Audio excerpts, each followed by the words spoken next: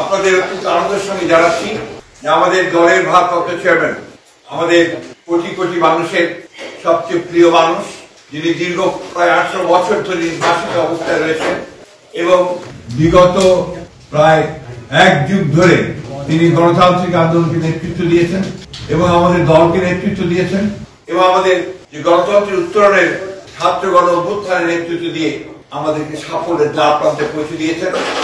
আমাদের সেই সংগ্রামী নেতা, এই দেশের গণমানুষের অত্যন্ত প্রিয় মানুষ যারা তারেক রহমান, আমাদের দলের ভারপ্রাপ্ত চেয়ারম্যান, তিনি আগামী 25শে ডিসেম্বর, আমি আবার রিপিট করছি যে আগামী 25শে ডিসেম্বর তিনি ঢাকার মাটিতে আমাদের মাঝে এসে পৌঁছবেন।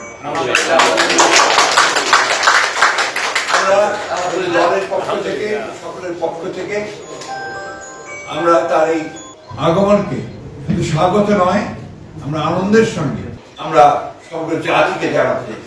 এবং আজকে গণতন্ত্র উত্তরণের পথে যে সমস্ত বাধাগুলো সৃষ্টি হয়েছিল, আমরা মনে করি যে আমাদের ভারপ্রাপ্ত চেয়ারম্যান তারেক রহমান সাহেব দেশে এসে পৌঁছলে সেই সমস্ত বাধা দূর হয়ে যাবে।